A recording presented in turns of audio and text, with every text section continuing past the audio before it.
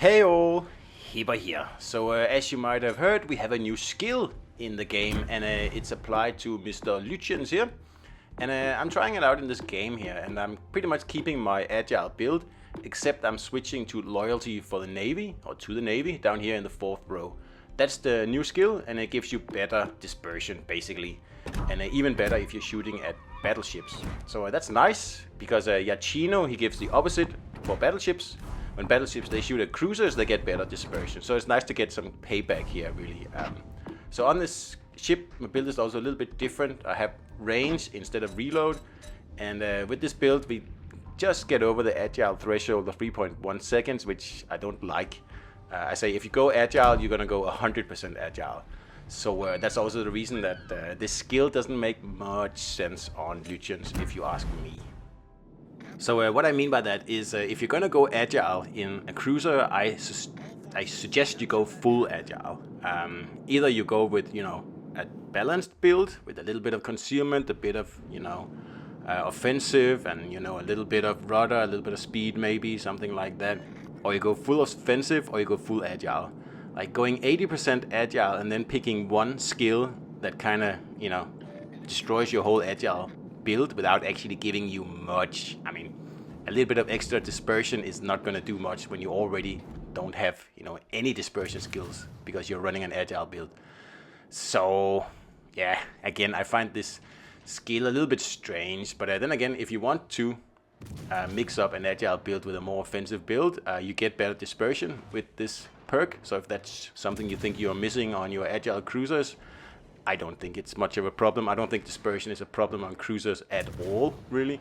I mean, they generally hit what you aim at. So for battleships, yeah, definitely it's a problem. But cruisers have good dispersion. They have great sigma. So I don't really see the need for it. So as you might have noticed, I asked my team to take A and C, meaning that I'll go for B. And as you can also see, no one has decided to take A, and that's just a huge mistake. And I was already at this point, I was thinking, okay, we're going to lose this battle here, because I'm the only one pushing in the destroyer and myself. The other destroyer is, far away from everything, and everyone else seems a little bit indecisive, and that's bad. That's really bad.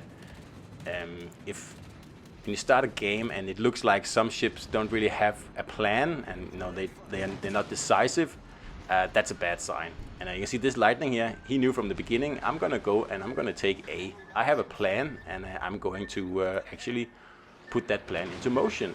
And then I'm gonna sit in my smoke, and I'm going to try to reset the ship that's capping the B cap, which is really an excellent strategy. I mean, if he actually hit me, I would have been reset, and he will hit me at some point. It is really annoying, because then I have to start all over again capping this cap here. And as you can see, no one is still really pushing in. But the destroyer over on the right flank, he is going to actually start doing stuff soon, and that's good, obviously. This battle here is also a really good example on how a carrier can pretty much throw the battle for its team. Because if you keep an eye on the red carrier throughout this battle here, he is going to only target me. I think only a single run he hits someone else, but other than that, I am the target. And it makes sense here in the beginning where I'm the only one capping, but really, that carrier should go and find the destroyers and get them taken out of the game, because that's what I'm doing here. I don't have anyone spotting that destroyer over at A for me. That was kind of what I was hoping for, because if that was the case, I could have just been sitting over here and just whacking that guy. But as it is, I'm just going to have to wait until my team tries to get into position, if they ever do that. I mean, you never know for sure. And you can always end up in a situation where you're in a situation like this, and then you get flanked on both sides, and your team is just sitting far away, and you're just gonna get pummeled, and that's just the way it is. Move on to the next battle. My team had a bit of a slow start in this battle here, but now 4 minutes in, they are starting to take the C cap, which is excellent, and that means that we're going to have 2 caps. So if we can hold these caps, that's pretty much all we have to do. And of course, the A flank is going to be the weak flank. That's going to be the flank where, it will be the easiest to, flank us. And I obviously have to keep an eye on that because there's only myself over here, and then there is a battleship now, but that's it. Everybody else is on the other flank. So even if I want to, I can't leave. And there's a clear sky, not even 5 minutes into the game. Like I said, because the carrier has just been like relentlessly going for me and completely ignoring the destroyers on my team. And that has allowed the destroyer on my team to take C without any opposition, pretty much. He even removed the enemy destroyer. And, well, he only has the red carrier to thank for that. And, I mean, this happens quite often. I get singled out like this by a carrier, and I suppose it's because people recognize me. I don't know if it happens that often to everyone else, but when I play my PlayStation account where I don't have any CZ, you know, camo or my hipper name or anything like that, this rarely happens. So I am guessing it's something to do with, hey, there's the CZ, let's sink him. And I don't care what happens to my team. And to me, that's excellent. I mean, if I can have the carrier hitting me the whole game and just forgetting about my destroyers, that's excellent. That's fantastic. That's like a dream scenario. It might be annoying, yes, but it serves a purpose.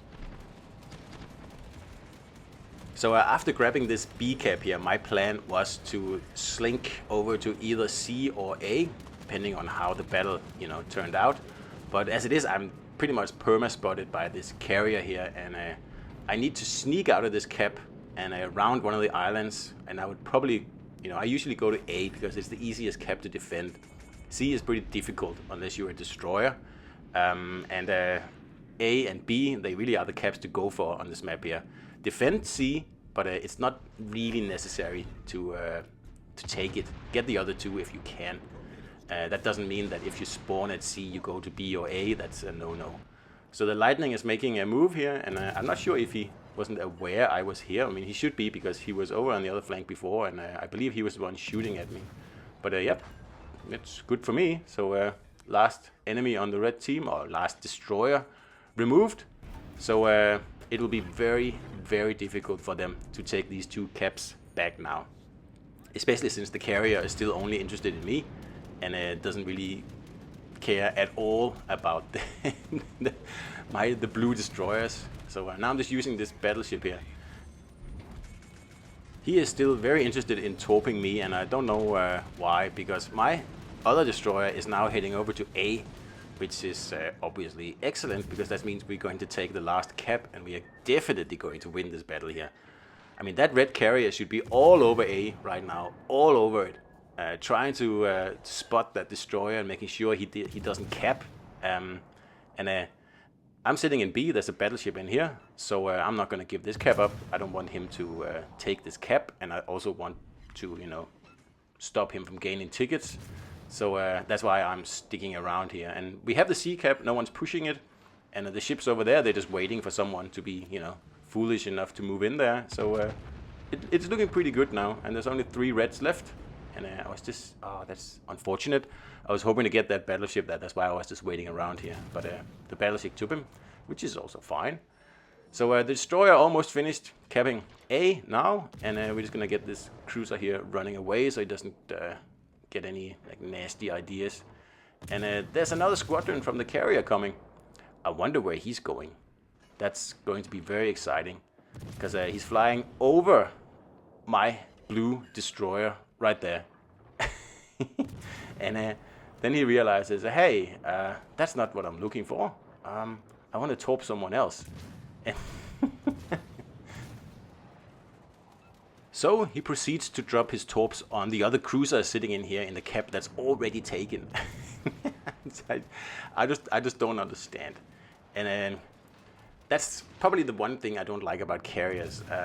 Is that if one team has a good carrier player and the other team has a trash carrier player, that's a really big imbalance. Like if one team has a bad battleship player, okay, and the other team has a good battleship player, that's, I know, yeah, one team has an advantage, but it's not a massive advantage. But if one team has an ace carrier player and the other team has a potato that sits at the edge of the map, I mean, that is just that's just very, very unfair.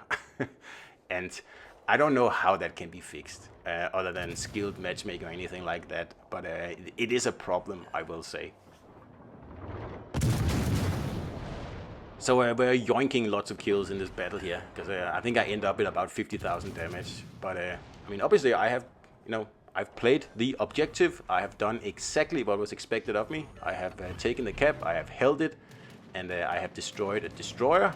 And that's pretty much my contribution to the battle. And although my team started out on the slow side, I'd say, then they have redeemed themselves. It was a slow start, definitely, and it made me, it made me almost pee my pants and thinking, uh-oh, I have a potato team.